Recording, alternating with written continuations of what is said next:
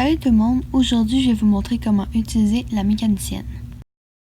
Donc on commence à décoder la machine jusqu'à la première calibration comme ça. Maintenant je vais appuyer sur ce bouton là pour pouvoir contrôler mon robot.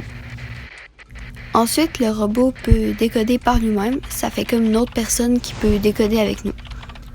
Le robot aussi va avoir besoin de calibration, donc de temps en temps, il faut aller voir s'il en a besoin, comme là, il en avait besoin d'elle.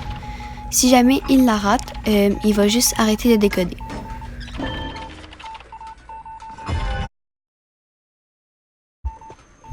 Comme je vais décoder ailleurs, il faudra que j'écoute attentivement le son.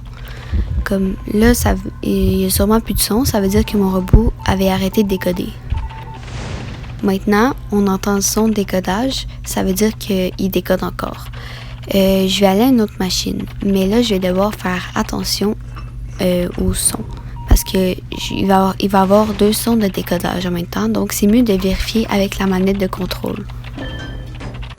Donc là, mon robot est proche du méchant. S'il se fait frapper, ça prend un coup pour qu'il se fasse détruire. Maintenant, on voit que la machine de mon robot est terminée. Et là, je sais qu'il va se faire frapper et on voit que le temps d'utilisation de la manette est réduit. Mais c'est pas grave, on peut faire apparaître un autre robot pareil. Ici, je vais me faire frapper exprès pour que vous voyez que le robot puisse me guérir. Donc, je vais juste aller me cacher et je vais me faire guérir. Comme ça remplace du temps de d'autres personnes qui peuvent décoder.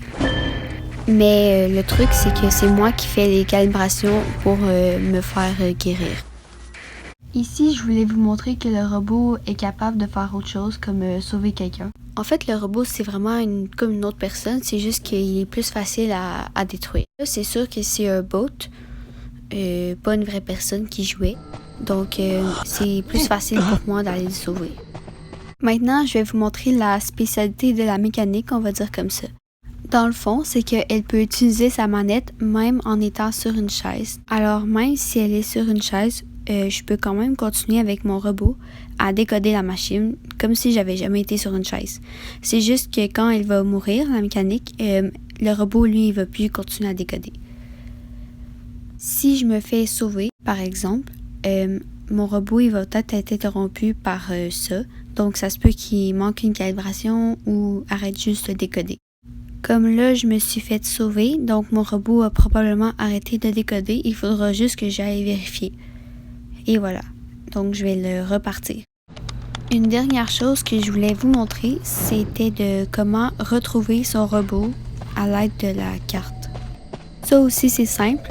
Et en fait, la carte, c'est ça ici. Il faut juste vous diriger vers la flèche où que ça pointe la petite tête, qui est en fait la mécanicienne. Donc, vous vous dirigez là et vous allez retrouver votre robot. Donc, et voilà, mon robot me rejoint. Je voulais juste vous montrer que c'est pas tant l'idéal de sauver avec un robot comme ça parce que c'est vraiment facile à détruire en fait. Et voilà, il est détruit. Donc, c'est tout. Merci beaucoup d'avoir regardé mon tutoriel.